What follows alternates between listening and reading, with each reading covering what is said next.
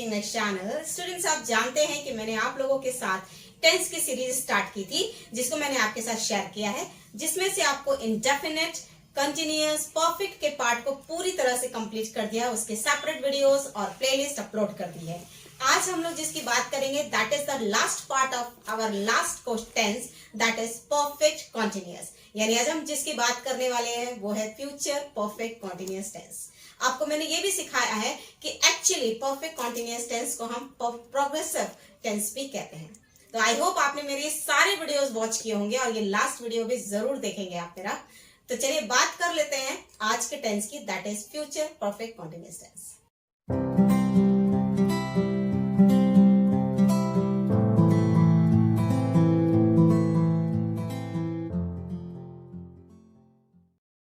सो student, मैं आपको पहले ही बता चुकी हूं, अगर परफेक्ट कॉन्टिन्यूअस टेंस है इसका मीन्स ही होता है कि this is progressive tense. Why it is progressive? I already told you in my previous video that कि यहां पर ऐसा होता है कि हमेशा ही कोई काम चल रहा होता है, राइट? ये हो चुका होता नहीं है, ये चल रहा होता है। Keep going, the action is keep going, that's why इसको परफेक्ट कॉन्टिन्यूअस टेंस कहा जाता है। क्लियर हो गई मेरी बात? अगर आपसे कोई पूछता है कि भाई प्रोग्रेसिव टेंस कैसा है, क्योंकि इसमें काम चल रहा होता है। Is it clear? ओके, चलिए बात कर लेते हैं। दूसरी बात इंपॉर्टेंट क्या होती है परफेक्ट कॉन्टिन्यूअस में? टाइमिंग। क्या होती है? Timing, right? और टाइमिंग के लिए हम यूज करते हैं, यस, जिन्होंने पढ़ा है मेरा ये वीडियो पहले से, वो पहले से जानते हैं कि सेंस और फॉर, राइट? क्योंकि इसके बारे में डिस्कस मैं ऑलरेडी डीपली कर चुकी हूं अपने प्रीवियस वीडियो में। जो व्यूअर्स मेरे आज के हैं वो लोग मेरे प्रीवियस वीडियो को जाकर वॉच करें, वहां से आपको उसका डिटेल मिल जाएगा। मैंने उसका लिंक डिस्क्रिप्शन बॉक्स में डाल दिया है, राइट? इसके बाद मैं इसकी प्लेलिस्ट भी अपलोड कर दूंगी, आप वहां से भी देख सकते हैं। कहीं दूर जाने की जरूरत नहीं पड़ेगी कि मैं एक टेंस की एक पूरी प्लेलिस्ट आपके साथ शेयर करूंगी। क्लियर? ओके, चलिए बात कर लेते हैं कि अब बात करते हैं फ्यूचर परफेक्ट कॉन्टिन्यूअस टेंस, यानी जो काम फ्यूचर में हो रहा होगा, राइट? यानी कहने का मतलब है, जैसे मैंने अभी कहा कि जब आप मेरे घर आएंगे उस दिन तो मैं ट्रेन में सफर कर रही होंगी। समझ आ रहा है? यानी फ्यूचर में जब आप आज प्रेजेंट में बात कर रहे हैं तो फ्यूचर में वो काम हो रहा होगा। That is the main identification of this tense. Is it clear? चलिए सिंपली रूल पे चलते हैं। सो स्टूडेंट, ये देखिए मैंने ये रूल आपके सामने लिख दिया है, सब्जेक्ट प्लस विल शैल। अब आप विल शैल की बात करो तो आपको शुरू से पढ़ते चले आ रहे हो कि जब मैंने फ्यूचर इंडेफिनिट पढ़ाया था, फ्यूचर कॉन्टिन्यूअस पढ़ाया था, तो will shell is very compulsory, क्योंकि ये उसका बी वाला फॉर्मेशन होता है, राइट? हेल्पिंग वर्ब होता है, right? Okay, subject plus will oblique shall, oblique लगा है तो इसका मतलब है या विल लगेगा या शैल लगेगा। इस बात को भी आपको रिमाइंड करा चुकी हूं कि ऑब्लिक का मतलब ही होता है इधर दिस, ठीक है? have plus been plus first form plus ING plus object since oblique for और टाइम। अब वर्ब और प्लस आईएनजी क्यों? बिकॉज कंटिन्यूअस है, इसलिए verb plus first form plus ING लेना ही लेना पड़ेगा, क्योंकि परफेक्ट है तो have plus third form, be की थर्ड फॉर्म बीन और परफेक्ट का हैव।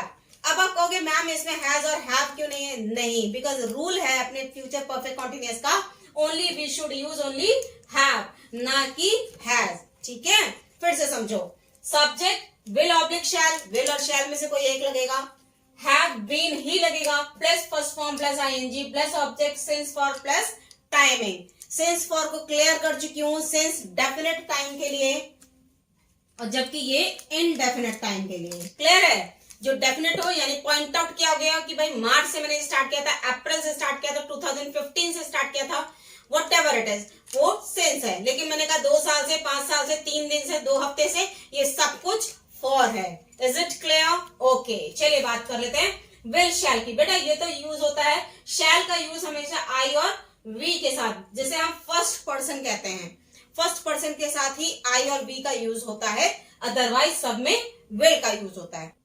लेकिन यहां पर जब भी फ्यूचर परफेक्ट कॉन्टिन्यूअस की बात की जाती है, जनरली विल का यूज एप्रोप्रिएट माना जाता है, ठीक है? अगर आप शैल भी लगाते थे दैट इज नो इश्यू, कोई दिक्कत की बात नहीं है, बट एप्रोप्रिएट जो होता है दैट इज विल। यानी आपको कोई टेंशन नहीं लेना है कि भैया फर्स्ट पर्सन है, सेकंड पर्सन है, थर्ड पर्सन है, क्या लगाएं, कुछ मत सोचिए, क्या लगा दीजिए, विल लगा दीजिए, वो भी आपका करेक्ट होगा, राइट? अब चाहे आई और वी लिखा हो उसके साथ भी शैल लगा लीजिए, there is no issue. I hope it is clear. फिर से एक बार रूल चेक कर लो। Subject will oblique shall, have been plus first form plus ING plus object since for plus time. ये है हमारा अफर्मेटिव पार्ट, यानी जहां पर सकारात्मक आंसर आते हैं, जहां पे हाँ का आंसर आता है, जहां पे नो में कोई बात नहीं की जाती। I hope it is clear. चलिए इसको एग्जाम्पल से समझ लेते हैं। Student, these are the examples of perfect continuous. अब देखिए स्टार्ट करते हैं। हम सरप्राइज टेस्ट जून से करा रहे होंगे, यानी इन फ्यूचर ये काम चल रहा होगा, राइट। चलिए बना लेते हैं। वी शैल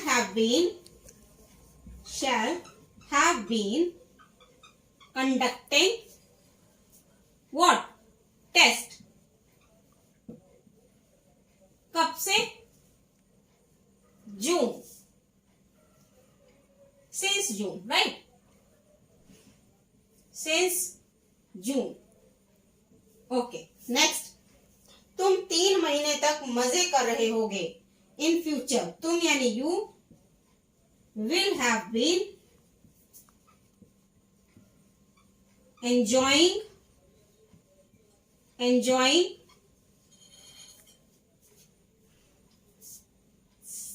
3 महीने यानी for 3 months, 3 months। Okay, come to the last one. वह इस प्रोजेक्ट पर 5 महीने से काम कर रहा होगा। वह, he will have been working on this project कब से? इस 5 महीने यानी for 5 months। क्लियर? ये हो गया हमारा last sentence. Okay, this is affirmative of future perfect continuous, right. Rule के अकॉर्डिंग चलना है। आप यहाँ पे विल भी लगाते ना, देयर इज नो इशू, ये भी चलता, राइट। चलिए बात कर लेते हैं नेगेटिव की। So student, these are the negative sentences. Negative जिसका मतलब होता है नो यानी नकारात्मक, ना में आंसर आता है। कुछ नहीं करना है, हमें उसी सेम रूल में नॉट ऐड करने हैं। एक चीज बेटा हमेशा याद रखिएगा कि you have to learn it by Hartley.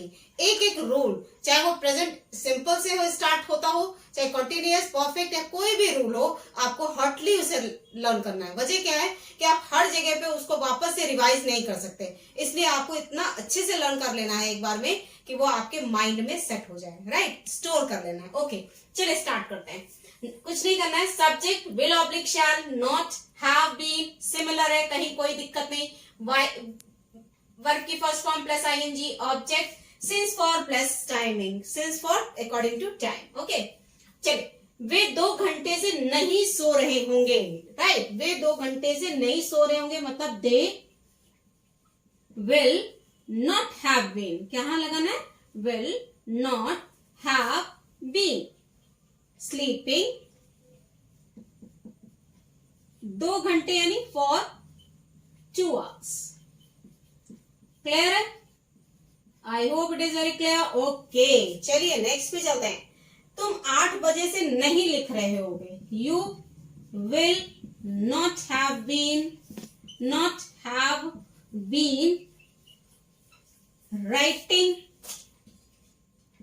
Writing since 8 o'clock, right? Okay, done. Next, राम कल से इंतजार नहीं कर रहा होगा। राम will not have been waiting since tomorrow, sorry, कल से नहीं कर रहा होगा यानी yesterday। Clear? That's it. The theme is जो बहुत इंपॉर्टेंट है, that is you have to learn the rule, according to rule आप इसको चेंज कर पाते। जनरली क्या होता है, ऐसे सेंटेंसेस हमारी लाइफ में, रेगुलर लाइफ में जल्दी नहीं आते हैं, राइट। बट आपको ये रूल याद करना है। बाई चांस ऐसा कुछ होता है, then you have to put up the same rule to maintain the sentence. Clear? चलो आते हैं इंट्रोगेटिव। इंट्रोगेटिव पे आ जाते हैं। इंट्रोगेटिव जिसका मतलब होता है प्रश्नवाचक, जहां पर कोई भी प्रश्न पूछा जाए, राइट। और इसकी सबसे अच्छी पहचान होती है क्वेश्चन मार्क, जो हम सब लोग जानते हैं, इंट्रोगेटिव, राइट। जब क्वेश्चन मार्क लगा दिया जाए, इसे प्रश्न चिन्ह भी बोलते हैं, साइन ऑफ इंट्रोगेशन भी बोलते हैं, ठीक है। अब बात करते हैं इंट्रोगेटिव। एक ही नहीं होते हैं, दो टाइप के होते हैं, दैट इज हेल्पिंग वर्ब से बने हुए इंट्रोगेटिव और क्वेश्चन वर्ड से बने हुए इंट्रोगेटिव, ठीक है। हेल्पिंग वर्ब से इंट्रोगेटिव जो बने होते हैं उसमें हमारी जितनी भी हेल्पिंग वर्ब अब तक हमने पढ़ी है, do, does, has, have, was, were, is, am, are, ये सब कुछ यूज होती है, क्लियर। जबकि WHS यानी क्वेश्चन वर्ड, इससे ही समझ में आता है कि जब हम क्या, क्यों, कैसे, कहां, ये सब यूज करें शब्दों को प्रश्न पूछने के लिए, तो वो WHS या क्वेश्चन वर्ड वाले प्रश्न माने जाते हैं, ठीक है। तो हम लोग स्टार्टिंग करेंगे अपनी हेल्पिंग वर्ब से बने हुए सेंटेंसेस की, ठीक है। इंट्रोगेटिव जो हेल्पिंग वर्ब से बने हैं, कुछ नहीं करना बेटा, इसमें सिर्फ हेल्पिंग वर्ब को आगे रख देना है।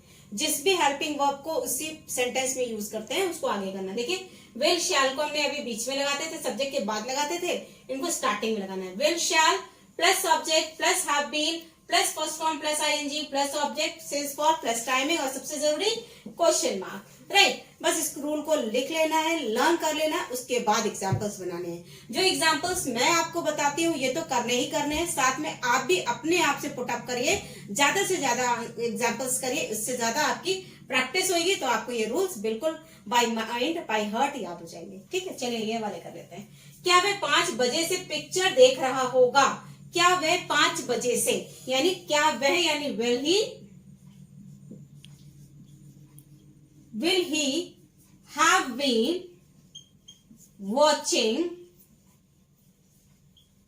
movie 5 बजे से, यानी कि सिंस 5 o'clock, राइट। क्योंकि यहाँ पे टाइम दे दिया इन्होंने एग्जैक्ट कि कितने बजे से स्टार्ट किया और क्वेश्चन मार्क। क्या तुम 5 महीने से काम सीख रहे होगे? विल यू हैव बीन, बेटा रूल को बिल्कुल सिमिलरली एक के बाद एक लिखते जाओगे तो बनता जाएगा।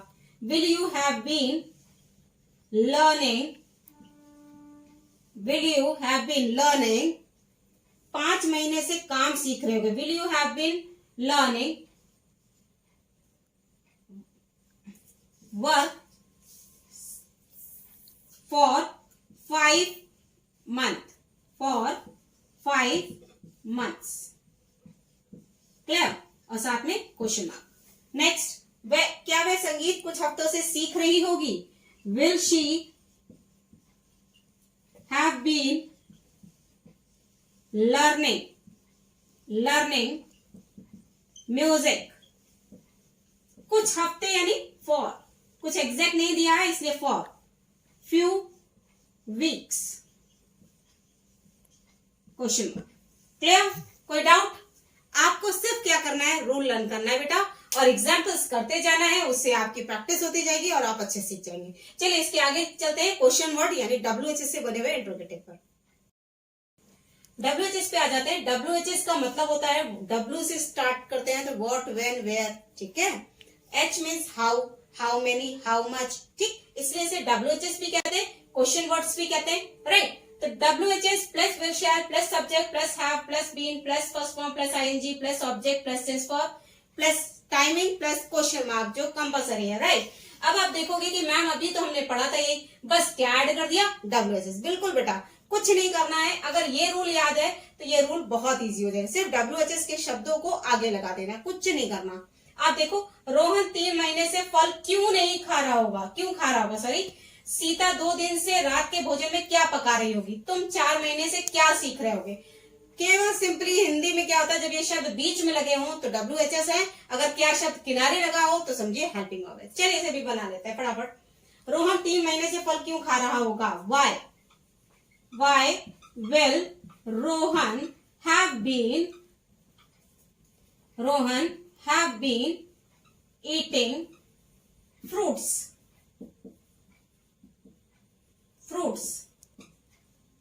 for 3 months? क्वेश्चन मार्क, ठीक। नेक्स्ट, सीता 2 दिन से रात के भोजन में क्या पका रही होगी? तो what will Sita cook have been cooking at night for 2 days. For 2 days. Question mark. That's it. ठीक है, तुम 4 महीने से क्या सीख रहे होगे? What will you have been? Will you have been learning? कब से? 4 महीने से. For 4 months. I hope it is clear. देखिए बेटा, ये है हमारा future perfect continuous tense, right. अब ये हो गए सारे सेंटेंसेस, अफर्मेटिव, नेगेटिव, इंट्रोगेटिव। अब एक क्विक रिवीजन करा देती हूँ आपको फौरन जल्दी से, ताकि आपको ये पूरा डिटेल एक छोटी सी चीज में समझ में आ जाए। सो स्टूडेंट, इससे पहले कि मैं आपको ये डिटेल में समझाऊं, एक बार फिर से मैं आपको बताती चलूं कि बेटा मैंने टेंस की सीरीज आज फाइनली कंप्लीट कर दी है। ये बहुत बड़ा चैप्टर होता है ग्रामर पोर्शन में, इसे एक दिन में कंप्लीट करना आसान नहीं होता। चाहूं तो 10 मिनट में खत्म कर दूं, बट ये इजी नहीं है, मेरे लिए तो इजी नहीं है एटलीस्ट, इसलिए मैंने सेपरेटली एक एक वीडियो अपलोड किया है।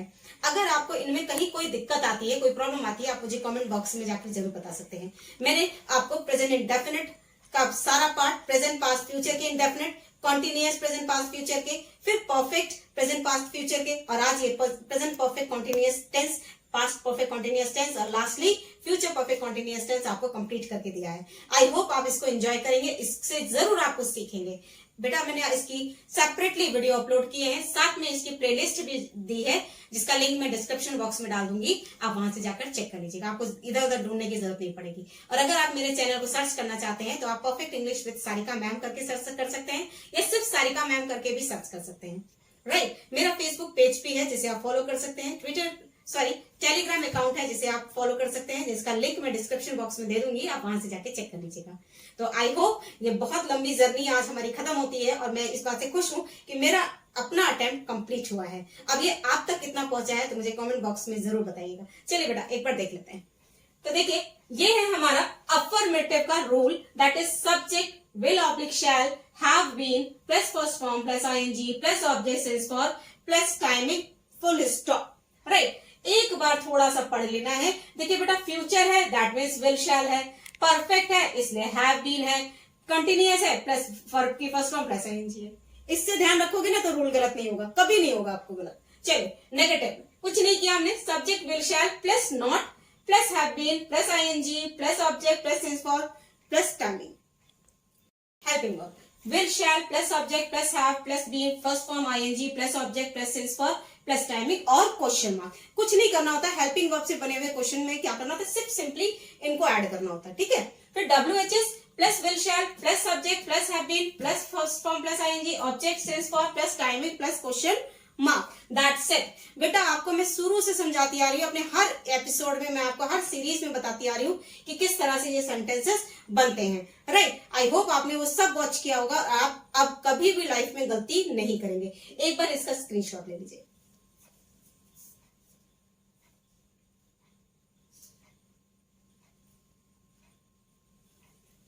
सो आई होप आपने इसका स्क्रीनशॉट ले लिया होगा, आपने ये आपके लिए वाकई में इंफॉर्मेटिव रहा होगा। बेटा इंपॉर्टेंट है टेंस सीखना, टेंस लर्न करना बहुत जरूरी है, क्योंकि ये आगे तक हमारे काम आते हैं, इन कंपटीशन के लेवल पर भी जाकर इनको पूछा जाता है, राइट। तो आई होप आपने इसे एंजॉय किया होगा, इसे समझा होगा। Thank you and have a nice day.